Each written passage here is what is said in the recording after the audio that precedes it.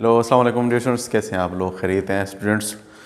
हमने तकरीबन chapter complete कर लिया है एसिड बेसिस एंड साल्ट्स के हवाले से, जो कि 10th क्लास की केमिस्ट्री का चैप्टर है।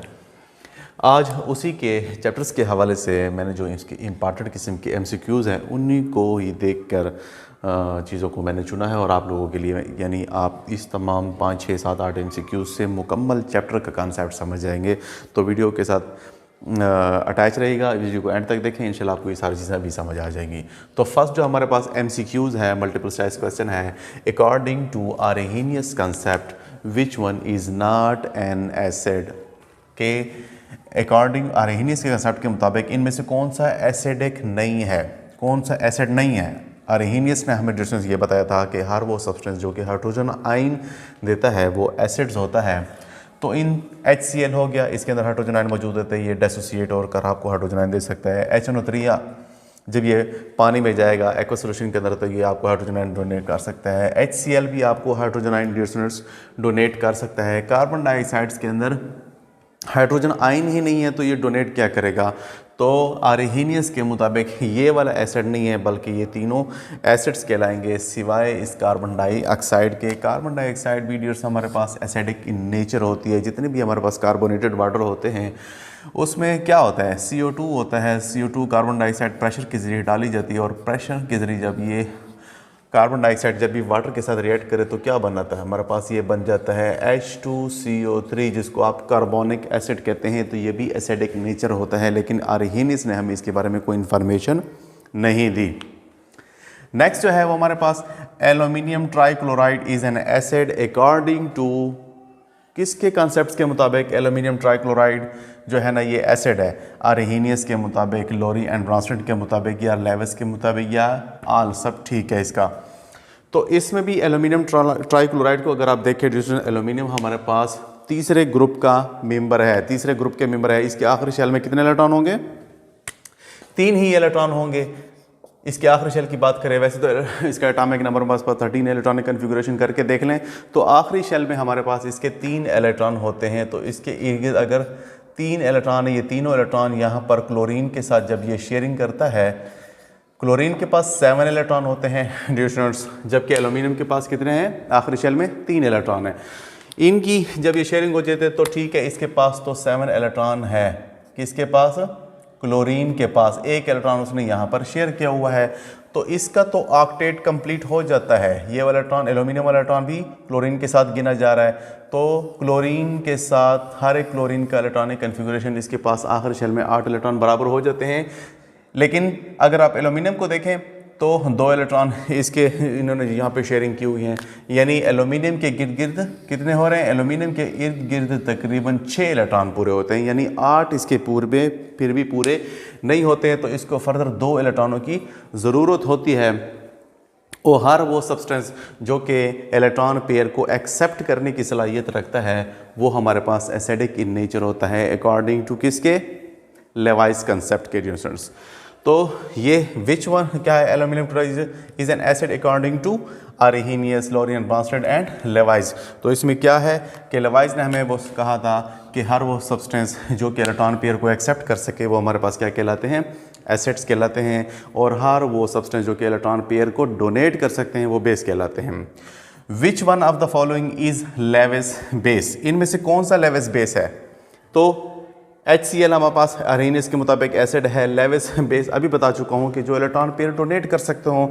तो इन सब के पास किसी के पास भी लोन पेयर, इसके पास तो इलेक्ट्रॉनों की शदीद कमी है, अभी बता चुका हूँ। एल्यूमिनियम ट्राइक्लोराइड की BF3 भी बिल्कुल इसी का मेंबर है। बोरान एल्यूमिनियम दोनों एक ही ग्रुप के मेंबर हैं। तो ना इनके पास फ्री इलेक्ट्रॉन मौजूद है, इनके पास इलेक्ट्रॉन के फेयर मौजूद है, ना इसके पास इलेक्ट्रॉन पेयर फ्री में मौजूद है, या इलेक्ट्रॉन पेयर ये डोनेट नहीं कर सकते सिवाय इस फ्लोरीन आयंस को देख लें जिसके ऊपर नेगेटिव चार्ज है। तो नेगेटिवली स्पीशीज़ जो होते हैं जो कि इलेक्ट्रॉन पेयर को डोनेट कर सकते हैं वो हमारे पास लेविस बेस कहला सकते हैं। तो इसके अंदर भी जो ये वाला ऑप्शन ठीक है। pH of 0.001 molar solution of HNO3 is equal to, इसमें से आपको pH सेलेक्ट करनी है कि कौन सी pH हो सकती है। HNO3 की POH की बात हो रही है। पहले तो आपने इसको हल करना होगा। इसको हल करने के लिए डियर स्टूडेंट्स इसको हम कैसे यहाँ पर थोड़ी सी स्पेस को मैं यहाँ पर मिटा देता हूँ। ये ऊपर वाले अगर आप लोगों ने देख लिए हैं तो ये आसानी से आप कैलकुलेट कर सकते हैं। इसको मैं पूरे लेक्चर के अंदर आपको बता चुका हूँ कि हमारे पास pH को कैलकुलेट करने के लिए कैसे किया था हमने कि pH is equal to negative log of hydrogen ion concentration.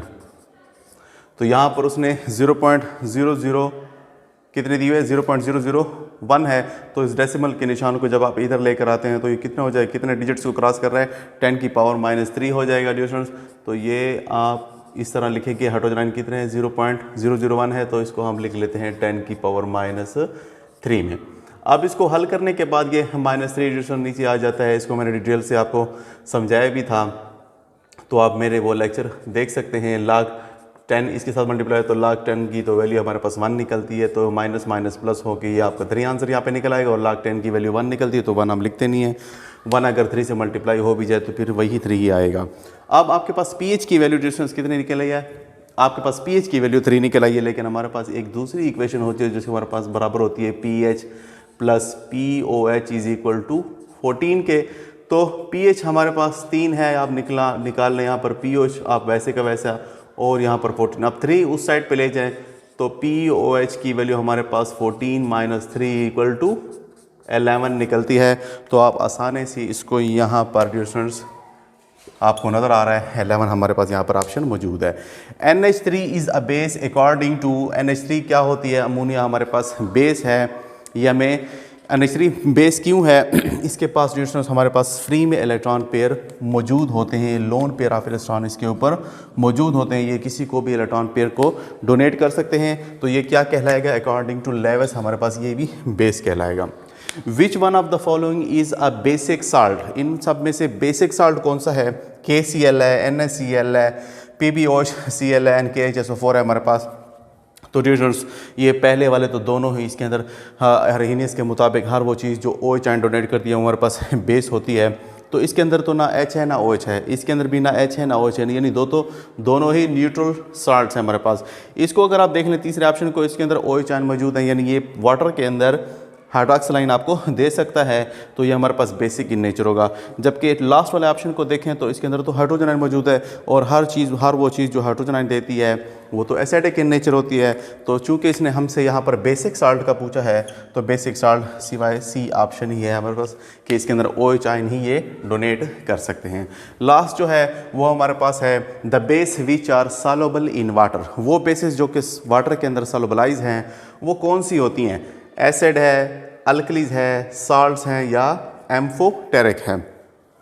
तो बताता चलो डियर स्टूडेंट्स, हर वो बेस जो कि वाटर के अंदर सॉल्युबलाइज होती हैं उसको हम अल्कलीज कहते हैं। अल्कलीज वो सब्सटेंसेस होती है जो कि आपको वाटर के अंदर हाइड्रॉक्सिल आयन देते हैं। जैसे फॉर एग्जांपल आप यहाँ पर इसको हम थोड़ा सा क्लियर कर लेते हैं कि हर वो सब्सटेंस जो कि हाइड्रॉक्सिल आयन प्रोवाइड करती है वो क्या कहलाती हैं, अल्कलीज कहलाती हैं। जैसे आप KOH को देख लें, ये हमारे पास बेस है। जब भी आप इसको वाटर के अंदर हाइड्रोलाइज डिसोसिएट करें तो आपको क्या मिलेगा, हाइड्रॉक्सिल आयन मिलेंगे। इसी तरह NaOH डाल लें, वो भी आपको क्या देगा जी, सोडियम आयन देगा, और साथ में आपको हाइड्रॉक्सिल आयन मिलेंगे। अब ये जो है ना डिस्टेंस हमारे पास हर वो चीज़ जो कि OH आयन आपको दे रहे हैं वो हमारे पास अल्कलीज कहलाते हैं, अल्कलाइन इन नेचर होते हैं।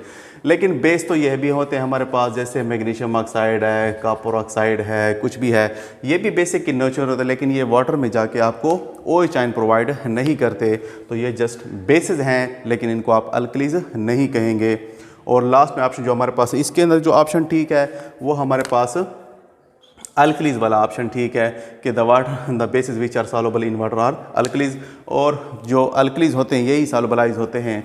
बाकी मैग्नीशियम ऑक्साइड है, कॉपर ऑक्साइड, ये भी बेसिक इन नेचर हैं, लेकिन ये वाटर के अंदर सॉल्युबलाइज नहीं होते। और एम्फोटेरिक वो सब्सटेंसेस होते हैं जो कि दोनों प्रॉपर्टीज़ रखते हैं, एसिडिक भी और कौन सी, बेसिक भी। जैसे वाटर को देख लें, ये आपको हाइड्रोजन आयन भी दे सकता है और हाइड्रॉक्सिल आयन भी दे सकता है। तो आज के लिए इतना ही।